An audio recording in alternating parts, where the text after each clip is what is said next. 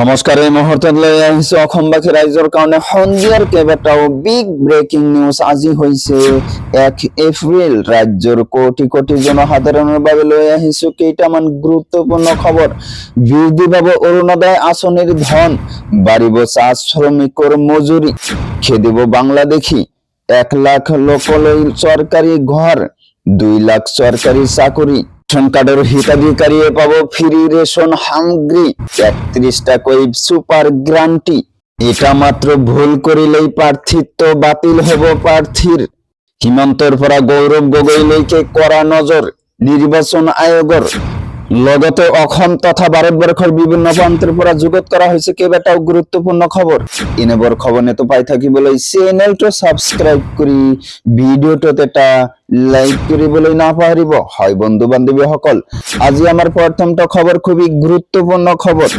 লগতে অসমবাসী ৰাইজৰ কাৰণে এটা ডাঙৰ খবৰ। 26ৰ ৰণডংকা বজাই বিজেপিয়ে মুকলি কৰিলে সংকল্প পত্ৰ।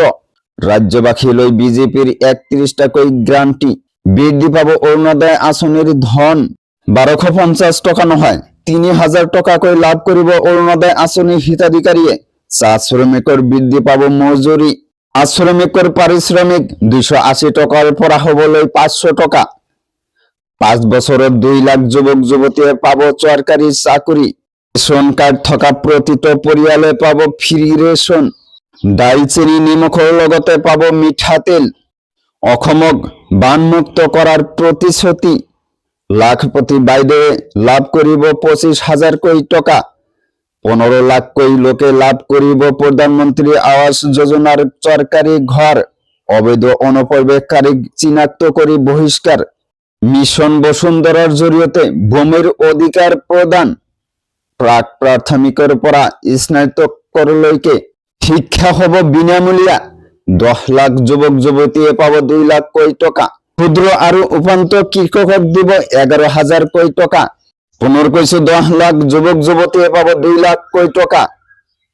ক্ষুদ্ৰ আৰু উপান্ত কৃষকক দিব 11,000কৈ টকা।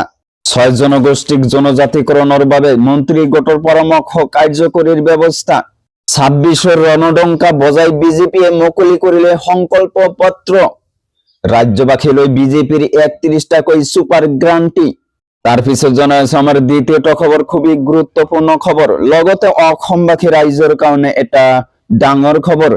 এটা মাত্ৰ ভুল কৰিলেই প্ৰাৰ্থিত্ব বাতিল হ'ব। এটা ভুল কৰিলে প্ৰাৰ্থিত্ব বাতিল হ'ব প্ৰাৰ্থীৰ। এটা ভুল কৰিলে নিৰ্বাচনৰ পৰা বঞ্চিত হ'ব প্ৰাৰ্থী। অসমৰ নিৰ্বাচনক লৈ কঠোৰ নিৰ্বাচন আয়োগ।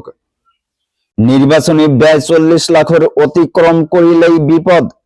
40 লাখ টকাৰ অতিক্ৰম কৰিলে বাতিল হ'ব মনোনয়ন পত্ৰ। কোনেও নিৰ্ধাৰিত ব্যয়তকৈ বেছি ব্যয় কৰিব নোৱাৰিব। প্ৰাৰ্থীৰ বিৰুদ্ধে লোৱা হ'ব আইনী ব্যৱস্থা।